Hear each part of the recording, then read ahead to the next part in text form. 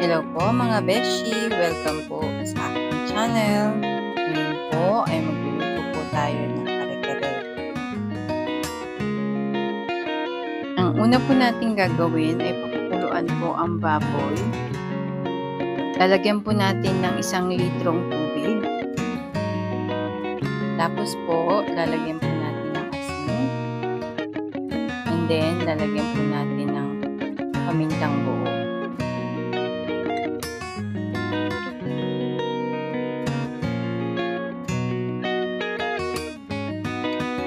Tatakpan lang po natin at pakukuluan po natin ng 40 to 50 minutes o hanggang lumambot po ang baboy. After 50 minutes po, check lang po natin ang baboy kung malambot na. Then, papatayin na po natin ang kalan. Next po, ang gagawin natin ay paghihiwalayin po natin ang baboy at saka ang sabaw. Then, itatabi po muna natin sila. Ang next po natin gagawin ay magpapakulo po tayo ng tubig. Then, isa-isa po natin pakukuluan ang mga gulay. Yan po ay ang sitaw, talong, pechay, at saka puso ng saging. Isasalang lang po natin sila for 2 to 3 minutes para hindi po ma-overcook. I-drain din po natin ang mga gulay pagkahango para hindi po mag-absorb ng tubig at maging malabsa. Ang tawag po sa process na ito ay blanching, ang sandali pong pagpapakulo or pag-steam ng mga gulay.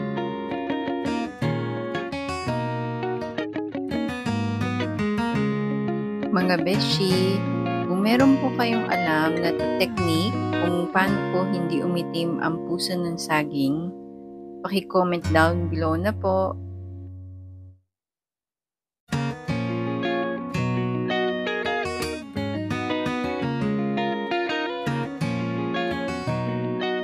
Ang next po natin gagawin ay ihahalo lang po natin ang rice flour sa kalahating basong tubig. Then, imimix lang po natin siya hanggang ma-dissolve.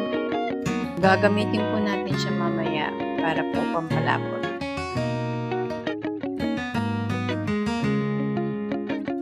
Afterwards po, magigisa po tayo ng bawang.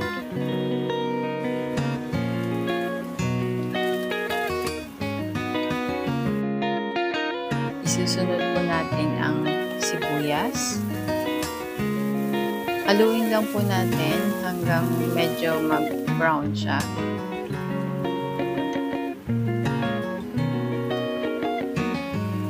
Then, ilalagay na po natin ang ating baboy. Iprituhin lang po natin siya. Baliktarin lang po natin pag slightly brown na po.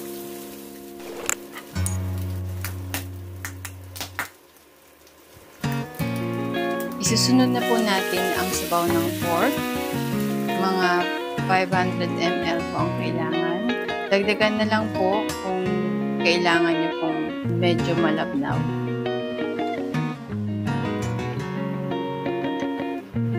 Iintayin lang po natin kumulo for about 5 minutes.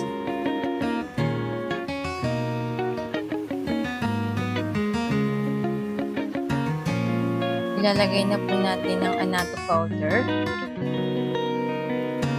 Then, ang rice flour mixture.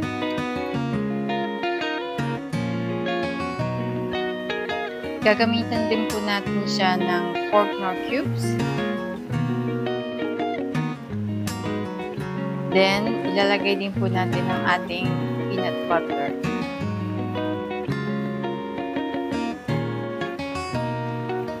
Haluin lang po natin para po mag-mix po ang mga flavors. Haluin po natin ng mga 5 minutes hanggang lumapot po. Kung kayo po ay nakaabot sa part na to, sana po huwag niyo pong kalimutan mag-subscribe, like, at mag-comment po. I-comment niyo po kung saan po kayo nanonood at isa-shoutout po kayo sa next video po natin. Ngayon po ay ilalagay na po natin ang ating paminta.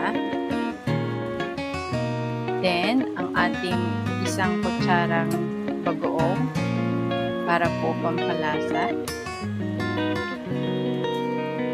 Hahaluin lang po natin. Then, ilalagay na po natin ang mga gulay sa ibabaw. Or pwede nyo po siyang i-mix kasama po ng mga pork.